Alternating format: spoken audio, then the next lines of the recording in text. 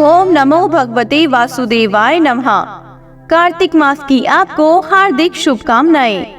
आज इस वीडियो में हम आपको कार्तिक मास का 19वां अध्याय सुनाएंगे। श्री विष्णु मम हृदय में प्रेरणा करने वाले नाथ, लिखो महात्मा कार्तिक, रखो सिर पर हाथ। राजा पृथु ने पूछा, हे नारद जी, अब आप ये कहिए कि भगवान विष्णु ने वहाँ जाकर क्या किया तथा जलंधर की पत्नी का पतिव्रत किस प्रकार भ्रष्ट हुआ।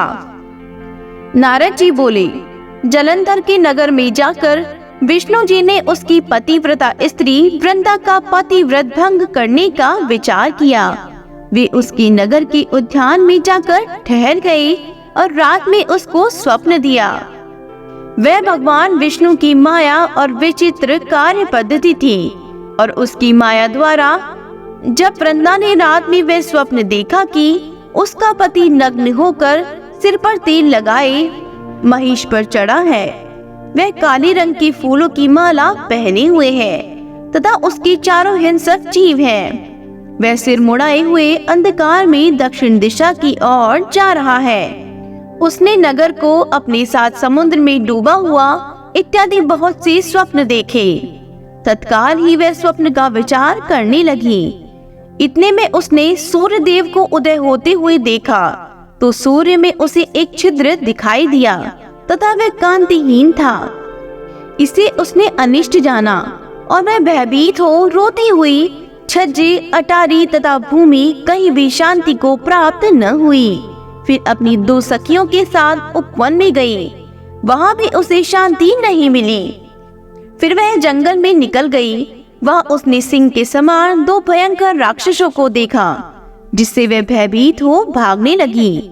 उसी क्षण उसके समक्ष अपने शिष्यों सहित शांत मौनी तपस्वी वहां आ गया।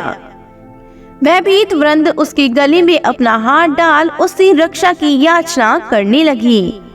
मुनि ने अपनी एक ही हुंकार से उन राक्षसों को भगा दिया।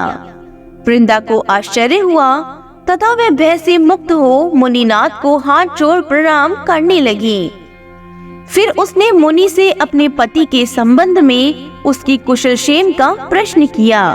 उसी समय 2 वानर मुनि के समक्ष आकर हाथ जोड़ खड़े हो गए और ज्यों ही मुनि ने भ्रकुटी संकेत किया, त्यों ही वे उड़कर आकाश मार्ग से चले गए। फिर जलंधर का सिर और धड़ लिए मुनि के आगे आ गए। तब अपने प्रति को मृत हुआ जान वृंदा मूर्छित हो पृथ्वी पर गिर पड़ी और अनेक प्रकार से दारुण विलाप करने लगी। पश्चात उस मुनि से कहा, हे कृपानिधे, आप मेरे इस पति को जीवित कर दीजिए। पतिव्रता दैत्य पत्नी ऐसा कहकर दुखी श्वासों को छोड़कर मुनीश्वर के चरणों में गिर पड़ी। तब मुनीश्वर ने कहा, यह शिवजी द्वारा युद्ध में मारा गया है, जीवित नहीं हो सकता, क्योंकि जिसे भगवान शिव मार देते हैं वह कभी जीवित नहीं हो सकता। परंतु शरणागत की रक्षा करना सनातन धर्म है, इसी कारण कृपा कर मैं इसे जिलाए देता हूँ। नारद जी ने आगे कहा, वह मुनि साक्षात विष्णु ही थे, जिन्होंने ये सब माया फैला रखी थी। वह वृंदा के पति को जीवित करके अंतर्ध्यान हो गए। जलंधर ने उठकर वृंदा को आलिंगन किया और मुख चूमा। वृंदा भी पति को जीवित हुआ देख अत्यंत हर्षित हुई और अब तक हुई बातों को स्वप्न समझा। तत्पश्चात वृंदा सकाम हो बहुत दिनों तक अपने पति के साथ विहार करती रही।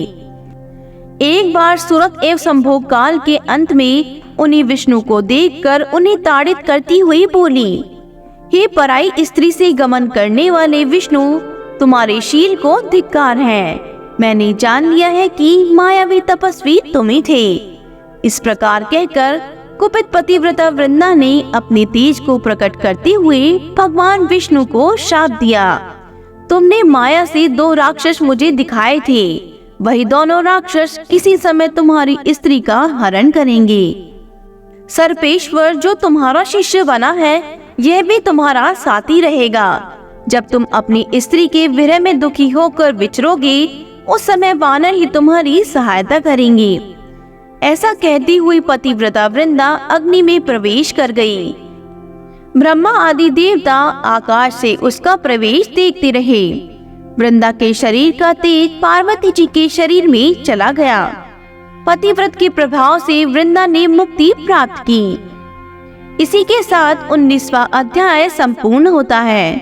कार्तिक मास की सभी अध्यायों को नियमित रूप से सुनने के लिए हमारे चैनल को सब्सक्राइब जरूर करें। बोलो भगवान विष्णु की जय हो।